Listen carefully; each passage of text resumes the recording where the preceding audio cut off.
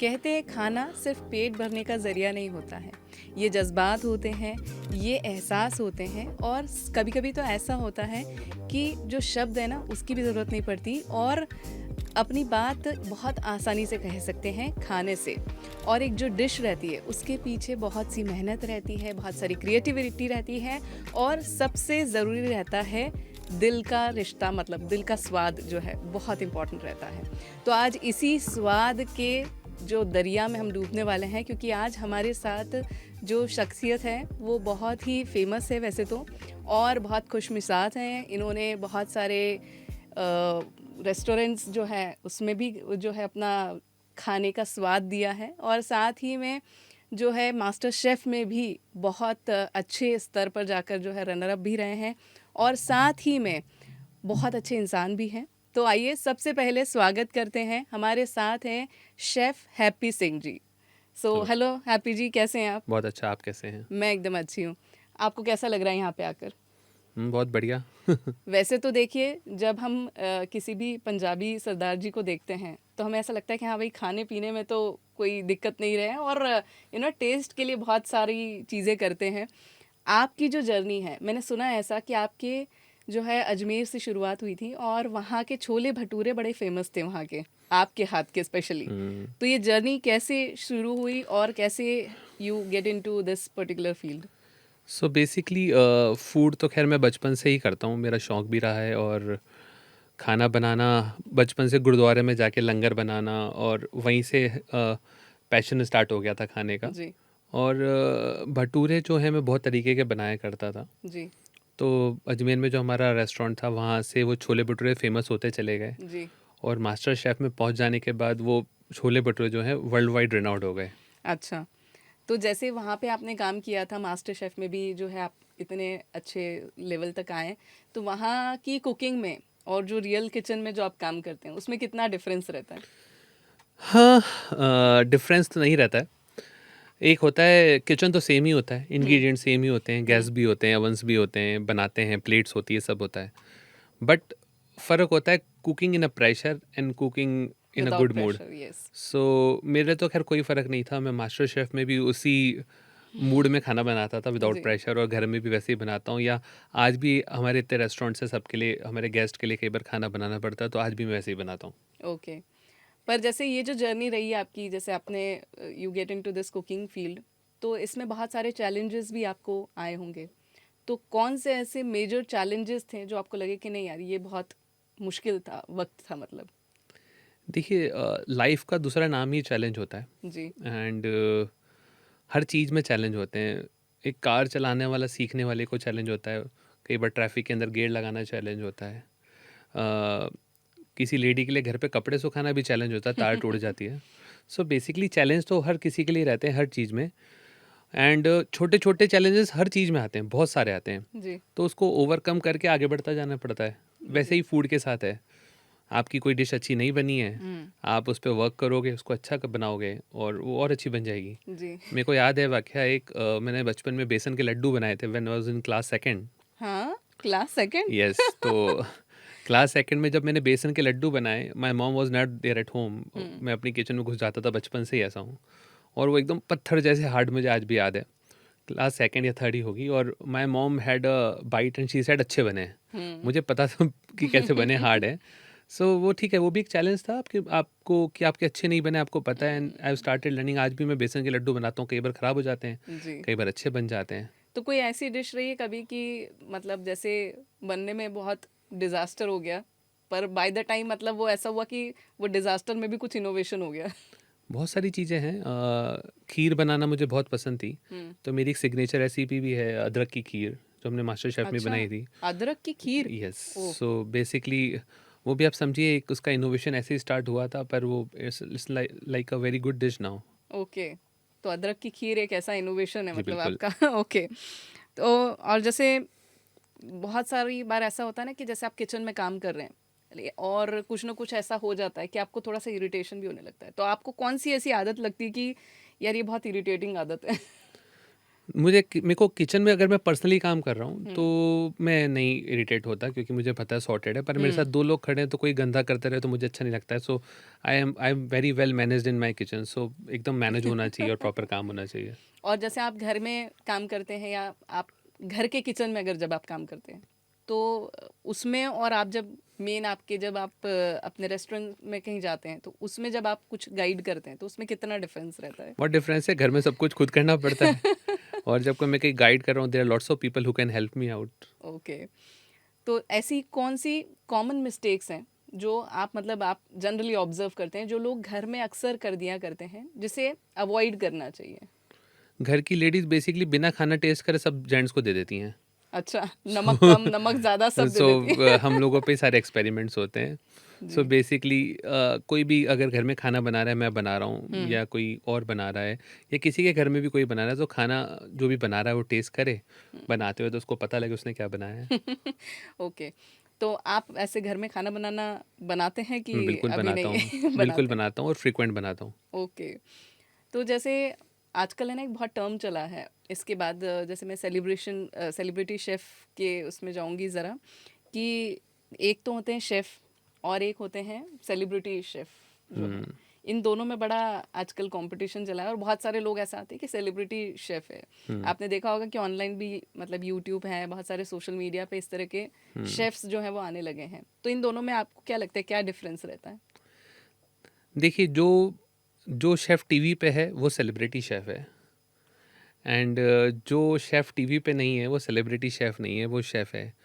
But जो कोई किसी को टीवी के थ्रू सिखा दे, that is known as celebrity chef nowadays, right? Hmm. और कुछ खास फ़र्क यही है कि आपको लोग जानते हैं, आप रेनोड हैं, you are meeting people, you are known everywhere. जैसे मैं हम लोग तो बचपन से जैसे संजीव कपूर को देखते थे हम्म तो एक ही खाना खजाना जो है वो आता था सीरियल। हम्म। और पर आजकल हमने देखा कि बहुत सारे ऐसे लोग हैं जो सच में इस फील्ड में काम कर रहे हैं। बहुत सारे लोग हैं, एग्जैक्टली। देखिए, थे तो पहले भी बहुत सारे लोग, पर सोशल मीडिया इतना था नहीं, हाँ। लोगों की रीच नहीं थी, ट्रू। यूट्यूब नहीं था। अब आजकल आप कोई भी देखेंगे घर पे एक अगर दाल भी बनाई तो पोस्ट करके सेलिब्रिटी जी शेफ बन ही गया बिल्कुल ना। बिल्कुल बिल्कुल। मतलब हर कोई सोशल मीडिया पे तो मेरे ख्याल से हर कोई शेफ बन रहा है मतलब। हाँ, influencer, cooking influencer is a celebrity chef हाँ। नाउ। आपके हिसाब से जैसे वो लोग तो बता रहे हैं बहुत सारी चीज़ें बताते हैं सोशल मीडिया पे अगर हम बात कर ही रहे हैं तो आपके हिसाब से ये जो सोशल मीडिया पे जितने भी शेफ आते हैं उसके अलावा अच्छा कुक अगर बनना है किसी को तो सबसे इम्पोर्टेंट चीज़ क्या होनी चाहिए उसके अंदर? Management. A kitchen is a management with art and science. O my God. So what a definition. Kitchen is just a management. आप आपकी जो भी चीज़ें कर रहे हो मैनेजमेंट से करें। आपको पता होना चाहिए कि आप जब बना रहे हैं कुछ भी, तो आपका सारा मिज़ा प्लस सामने पड़ा हो, आप लेने ना भाग रहे हो, आपकी पता चला डिश जल जाए इतनी देर में। और आर्ट एंड साइंस में इसलिए बोलूँगा क्योंकि फूड बनाने में एक टेक्निक की बहुत इंपॉर्टेंस होती है कि कब उसको कितने टेम्परेचर पे पकाना है, उसको फास्ट पकाना है, फिर स्लो पकाना है। तो is a science. And art, आप उसको किस तरीके से प्रेजेंट कर सकते हैं, कैसे वो सुंदर दिख सकती है, उस सब्जी के अंदर कलर कैसे हैं, कि प्लेटिंग कैसी है। So it's like a management art and science. तो ये जैसे आप इतनी सारी चीज़ें मैनेज करते हैं तो सबसे डिफिकल्ट पार्ट आपको क्या लगता है इसमें? एक शेफ के लिए जनरली जो है सबसे डिफिकल्ट पार्ट क्या होता है? देखिए, being a chef and being a restaurateur, hmm. सबसे बड़ा टास्क होता है कि गेस्ट सेटिस्फेक्शन। हम्म। सो आपको फूड एक इस लेवल का बनाना पड़ता है कि वो एक टेबल पे 8 लोग हैं तो उन 8 लोगों को एवरेजली एटलीस्ट पसंद आ जाए। हम्म। क्योंकि 8 लोगों का टेस्ट बट सेम नहीं हो सकता है। जी। कोई मिर्ची ज़्यादा खाता है, कोई कम खाता है, जी। किसी को गरम मसाला पसंद है, किसी को नहीं पसंद है, हम्म। किसी को बीपी हाई है तो नमक कम खाता है, किसी को बीपी लो है तो नमक ज़्यादा खाता है। So it's like very taskful in term of business. So एक average making food is like okay. Is challenge कि सबके लिए ऐसे बनाओ। हम्म। पर जनरली ऐसा होता है ना कि जैसे हम होटल में जाते हैं ना तो हम घर वाला खाना ढूंढते हैं और हम घर में रहते हैं तो हम होटल वाला खाना ढूंढते हैं। ऐसा जनरली होता है मतलब है ना कि घर पे बनाया तो बिल्कुल होटल जैसा बनाया है और होटल में गए तो बोले इसे एकदम घर जैसा खाना है। तो ये जो कॉन्ट्ररी है वो उसमें जैसे आपके हिसाब से जैसे आप घर पे खाना बना रहे हैं तो उसको उसमें कुछ ऐसा सीक्रेट चीज़ जो होटल जैसा लग जाए वो खाना, तो उसके लिए कुछ ऐसा टिप्स देना चाहेंगे? डेफिनेटली आप कच्ची सब्जियां डालते हैं, टमाटर से डालते हैं, आप एक प्यूरी बना के, ग्रेवी बना के यूज़ कर सकते हैं, थोड़ा सा क्रीम का यूज़ करके होटल जैसा टेस्ट दे सकते हैं, रेस्टोरेंट जैसा। बट जब लोग घर से रेस्टोरेंट जाकर के ट्राई करते हैं कि हमें घर जैसा खाना मिल जाए। इट्स डेफिनेशंस मीन्स घर जैसा खाना कि वो रेस्टोरेंट में खाना खा लें, उनको अच्छा खाना मिल जाए पर उनका पेट खराब नहीं हो, उनको वो हाइजीन मिल जाए, वो हुँ। सेटिस्फेक्शन मिल जाए। दैट मीन्स वो रेस्टोरेंट जैसा खाना, घर जैसा खाना रेस्टोरेंट में जाके खा पाएँ। जी, बिल्कुल सही कहा। अभी जैसे हमारे यहाँ पर इंडियन किचन की अगर हम बात करें तो यहाँ पर हर तरह के स्पाइसेस जो हैं वो अवेलेबल रहते हैं, मतलब एक भरमार है। अगर आपको कोई 3 स्पाइसेस ऐसे चुनने हो तो आप कौन से स्पाइसेस चुनेंगे जो इंडियन किचन में रहते हैं, जो मैं आपके फेवरेट है मतलब? मैं सौंफ, जीरा और राई यूज़ करूँगा, मेरा फेवरेट। बहुत बेसिक है ये। बट मस्टर्ड से आपको, राई से आपको खाने में हल्का सा बिटरनेस एंड वो हुँ, टेक्सचर मिल जाता है। जी। जीरे का जब ऑयल एक्सट्रैक्ट होता है ऑयल के अंदर, हुँ, तो जीरा एक फ्लेवर दे देता है अपना, बिल्कुल सही और है, सौंफ एक मीठापन दे देती है खाने में। तो आप इन 3 चीज़ों से कुछ भी चीज़ बना सकते हैं। बिल्कुल सही है। पंचफोरन में भी यही चीज़ यूज़ होती है, सो बेसिकली। ओके। अब जैसे आपने हेल्थ की बात करी है और हाइजीन की बात करी है तो उसी तरफ आगे बढ़ते हैं हम कि अगर अ, हमें एवरीडे कुकिंग में कुछ चीज़ों को हेल्दी उसमें कन्वर्ट करना है तो कोई ऐसा चीज़ जो आप बता सकते हैं कि उसको हेल्दी वे में हम कर सकते हैं या बना सकते हैं? Low use of oil, less use of sugar, less use of salt, it's okay, healthy. But it is not tasty. It's can be tasty. It doesn't matter कि आप ज़्यादा तेल डालेंगे तो ही खाना अच्छा बनेगा, ऐसा नहीं है। ओके। आपका कुकिंग टेक्निक अच्छा है तो आपका खाना अच्छा बनेगा। ओके, तो बिना कॉम्प्रोमाइज़ किए टेस्ट को इस तरह से कुछ चीज़ें बनाई जा सकती मतलब? बिल्कुल बनती हैं और बहुत अच्छी बनती हैं। थोड़ा कोई एक ऐसी डिश जो बहुत हेल्दी लगती है आपको और बहुत टेस्टी भी रहती है? मैं जनरली, मेरे लिए मूंग दाल की इडली बना देता हूँ कई बार। मैं मूंग दाल सोक करके रखता हूँ, उसको पीस लेता हूँ, हुँ। उसको अच्छा बीट करने के बाद वो फ्लफ़ी हो जाती है। उसके ओके, अंदर थोड़ी सी सूजी डाल के उसकी इडली बना लेता हूँ। Okay. So it is healthy, healthier या option. No okay. Need of oil, no need of okay, sugar. Okay.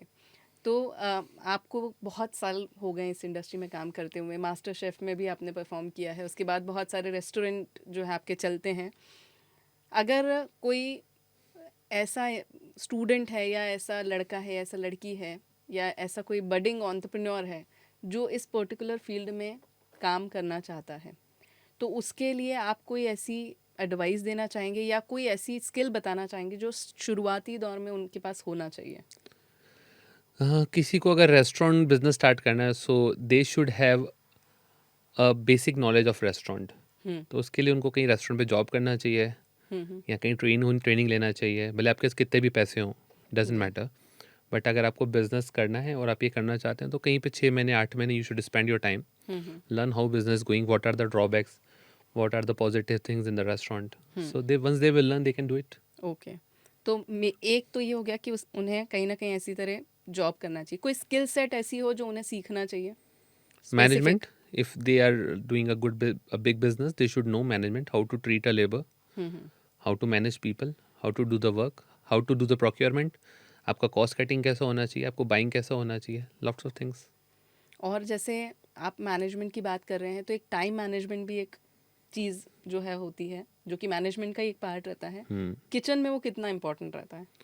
Kitchen में टाइम मैनेजमेंट बहुत इंपॉर्टेंट है, बिकॉज आपका अगर एक ऑर्डर प्लेस हुआ है गेस्ट का और आपको अगर सर्व करना है, तो आपके पास वही 15 से 20 मिनट का प्रिपरेशन टाइम होना चाहिए, जी। होता है बेसिकली। और हम्म। उसी टाइम में आपको सर्व भी करना है हम्म। और बनाना भी है।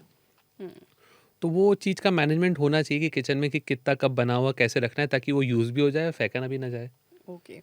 तो जैसे कभी ऐसा होता है ना कि कभी कभी अचानक से, जैसे आपके यहाँ तो रेस्टोरेंट में लोग आते हैं, घर पे भी कभी कभी ऐसा होता है कि अचानक से गेस्ट आ गए अगर, तो कुछ ऐसी चीज़ जो 10-15 मिनट में उनको इम्प्रेस करने के लिए बनाई जा सकती हो? बहुत सारी चीज़ें हैं, it's all about again a management thing कि सीक्रेट नहीं बता रहे आप, मैं देख रही हूँ। नहीं, बिल्कुल ऐसा ही है। मैं बताऊंगा, secret secret is all the way you are doing things. Hmm. कुछ लोग होते हैं कि मैगी बनाने में भी 3 दिन लगा देते हैं। मैगी बनाने में भी आधा घंटा उसमें तड़का लगाएंगे, आलू जी। प्याज डालेंगे, काटेंगे, छिलेंगे। जी। सो स्मार्ट किसी को मैगी बनानी तो हो सकता है वो फ्रिज में से अपने फ्रोज़न मिक्स वेजिटेबल का पैकेट निकाले, डाले और बना ले। ओके। तो आपको आपको लगता है आपके घर में कभी भी लोग आ सकते हैं, तो लॉट्स ऑफ थिंग जो मार्केट में अवेलेबल है जिसको आप स्टोर करके रख सकते हैं। तो ये स्टोरेज वाला ठीक रहता है, मतलब उसमें हाँ जी, प्रिजर्वेटिव्स रहते हैं क्योंकि देखिए, बहुत सारी चीज़ें। फ्रोज़न वेजिटेबल्स में प्रिजर्वेटिव्स नहीं होते हैं, जैसे फ्रेंच फ्राइज वगैरह होते हैं, हम्म। या कोई भी वेजिटेबल आता है उसको सिर्फ बॉईल किया जाता है और सीधा ब्लास्ट फ्रीजर में फ्रीज किया जाता है, हम्म। तो आप यूज़ कर सकते हैं. It is healthy way to use vegetables. Okay, 3 golden tips जो कुकिंग करते वक्त ध्यान रखना चाहिए. Cook on a low heat, okay. Put a less salt initially. आप ओके. खाना टेस्ट करें, बाद में आप नमक डाल सकते हैं. हम्म. एंड कोई भी खाना बनाएं तो पहले आप अपने गैस को फास्ट रखें और फिर एकदम से स्लो करके पकाएं. कुछ भी चीज़ ओके. सील कर लें, जूस सील हो जाता है खाने का, फिर आप पकाएं. ओके, जैसे कोई ग्रेवी अगर आप बना रहे हैं तो उसको पहले. हाँ, gravy is a different thing. आप कोई सब्जी बना रहे हैं मान लीजिए, हम्म. तो आप उसको अच्छे से तेज पे पका लें, हल्का सा उसमें कलर आ जाए, फिर धीरे करें तो उसको सिम, तो उसका सब्जी का ऊपर का टेक्सचर बना रहेगा. ओके. तो वैसे तो हैप्पी जी बहुत सारे सवाल जो है दिमाग में आते हैं, और बीइंग अ फीमेल मेरे दिमाग में तो और भी बहुत सारे सवाल आ रहे हैं, लेकिन एक छोटा सा रैपिड फायर जो है मैं आपके साथ खेलना चाहूँगी. इसके बहुत क्विक आंसर जो है वो आपको देना जी. होंगे, है ना. कि अगर आप कोई एक डिश होते हैं तो वो कौन सी डिश होते हैं? दाल बाटी. दाल बाटी. हाँ, you belong to Rajasthan, yes. Right? एक इंग्रेडिएंट जो हर किचन में होना चाहिए, नमक. और एक इंग्रेडिएंट जो किचन में नहीं होना चाहिए. तेल. ओके. अगर आपकी ज़िंदगी में एक मतलब एक रेसिपी होती तो उसका मेन इंग्रेडिएंट जो है वो क्या होता? बेसन. ओहो. So you are just opposite of a sardar. कोई अजीब फूड कॉम्बिनेशन जो आपको पसंद है लेकिन लोग जो है बड़ा जज करते हैं उसको. Paratha with Maggi. हाँ. Paratha with Maggi. Maggi. Oh my god. अगर एलियंस को खाना खिलाना हो तो सबसे पहली इंडियन डिश आप कौन सी देंगे उनको? इंदौरी पोहा. तो एलियन जो है वो इंदौरी पोहा खाएगा. अगर शेफ के पास कोई एक सुपर पावर होती, मतलब, तो आपके पास अगर कोई सुपर पावर आने वाली होती तो क्या होती वो, अगर आप चूज कर सकते हैं? मैं किचन को ऑटो पायलट मोड पे डालता. ऑटो पायलट मोड पे. ओके, तो बेचारे दूसरे कुक्स कहाँ जाएंगे फिर? सुपर पावर का फायदा. जब कोई हर चीज़ पे केचप डालता है, हमारे यहाँ पे आजकल बहुत ट्रेंड है ना, तो आपका क्या रिएक्शन रहता है? मेरे को बहुत तेज गुस्सा आता है. भाई क्यों केचप डालना है? हर चीज़ पिज्ज़ा पे में डाल. केचप, समोसे में ketchup. Why ketchup? There is no need of. People should eat actual what it is. Yes. One dish that you cook blindfolded. Anything. Anything. Yeah. Okay. एक इंग्रेडिएंट जो आप हर डिश में यूज़ करते हैं. गरम मसाला. ओके. स्ट्रीट फूड या फिर 5 star food? Street दिल फूड. किसके साथ है, मतलब? Street food. ओके. और फेवरेट कोई सेलिब्रिटी है you would love to cook for? कोई ऐसी सेलिब्रिटी? नरेंद्र मोदी जी. हाँ, आपका तो जो है, आप क्योंकि सिंगर भी है, मैंने सुना है ऐसा कि आप बहुत अच्छा गाते भी हैं और बहुत सारे गाने भी आपने किए, तो मतलब ये जो डेडली कॉम्बिनेशन है ये कैसे हुआ है, मतलब कि गाना भी गा रहे हैं, शेफ भी हैं, रेस्टोरेंट चेन्स भी चला रहे हैं, सब चीज़ें एक साथ? वो बेसिकली जब बचपन में खाना बनाया करते थे, तो किचन के अंदर खाना बनाते बनाते पहले टीवी होती थी, उसमें बी फॉर यू म्यूजिक और बहुत सारे यस, चैनल्स आते यस. थे. अभी तो भी वो आते हैं. हाँ, अभी भी आते हैं. हाँ, राइट. पर अभी टीवी पे ज़्यादा कम, ओटीटी पे ज़्यादा रहता है, मोबाइल में ही सब चलाते रहते हैं. जी.